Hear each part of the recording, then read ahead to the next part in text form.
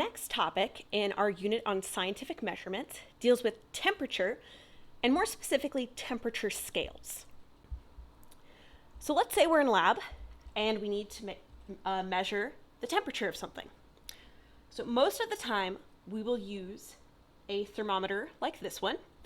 This is actually a mercury thermometer, so mercury is in the bulb. And side note, when we're working with these thermometers, if one of them ever breaks, please notify me immediately. You won't be in trouble.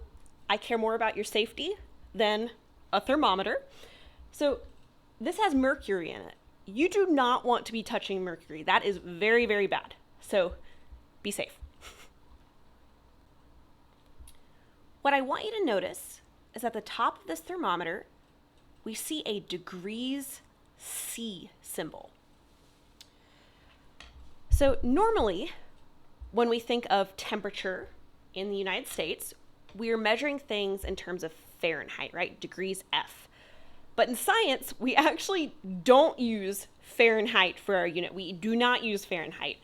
What we use instead is Celsius, or another unit that I'll mention in just a minute.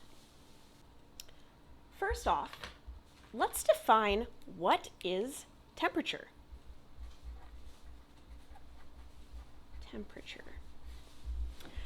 So temperature, in kind of a broad view, is how hot or cold something is. And in previous lessons, especially when we were talking about states of matter, y'all mentioned how this really has to deal with energy. And you're spot on there. We aren't going to go into the nitty-gritty of how energy really deals with temperature for right now. We will get to it later, but for right now, think of temperature as how hot or cold something is. Again, in terms of temperature scales, so in the US, we use the Fahrenheit scale, right? So degrees F. The rest of the world uses Celsius. So Celsius or degrees C. And there's actually a third temperature scale that a lot of scientists actually use.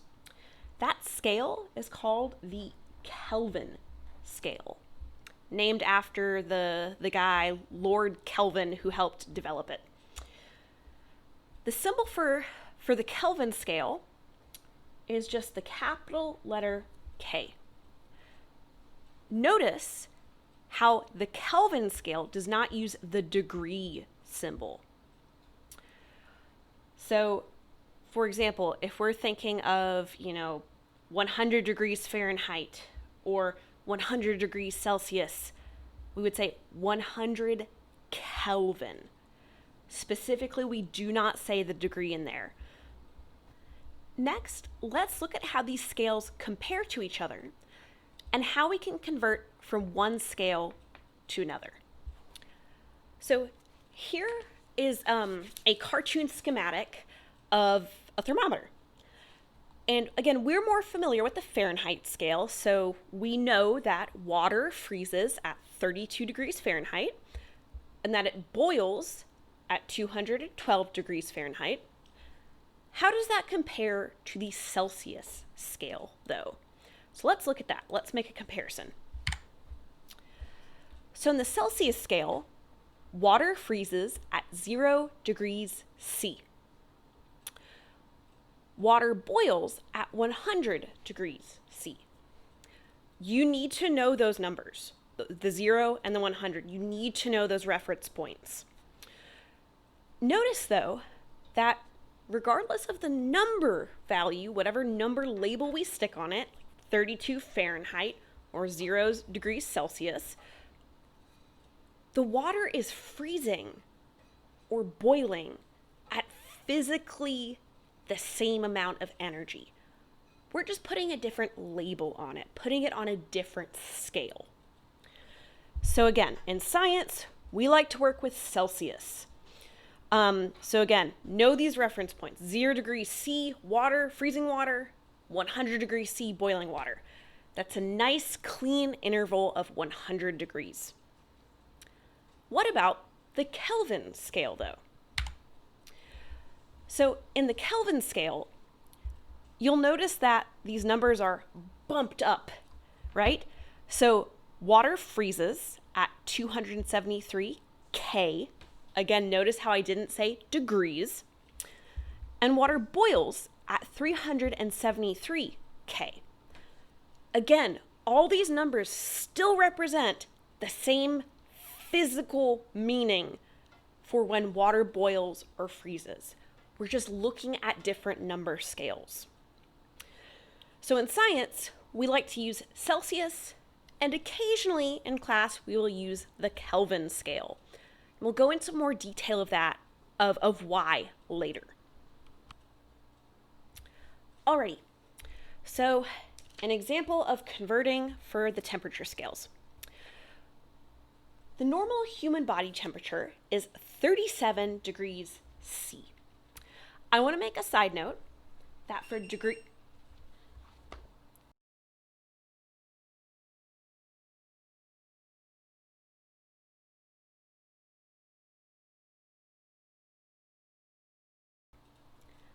So an example of converting temperature scales.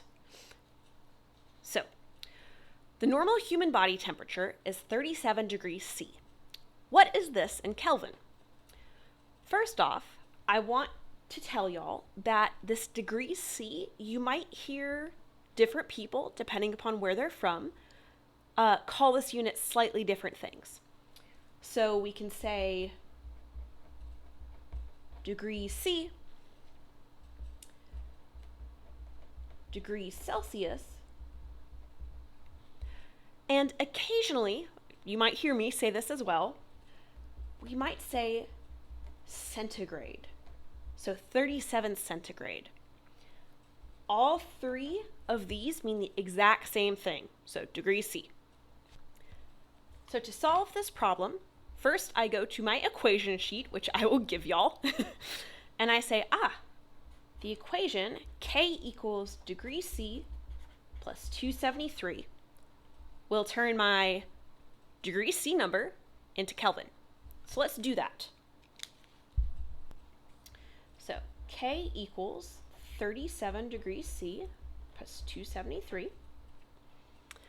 So when I do that, I get a K of 310. And then I'm going to put the unit K. So 310 Kelvin is our... So for this topic, I think the biggest takeaway messages are you have to be able to use these equations to convert from one scale to the next. And also, y'all, as scientists, we don't use Fahrenheit. We do not use Fahrenheit, just like how in United States we use feet instead of meters. Same deal. We use some weird units. Scientists use not Fahrenheit.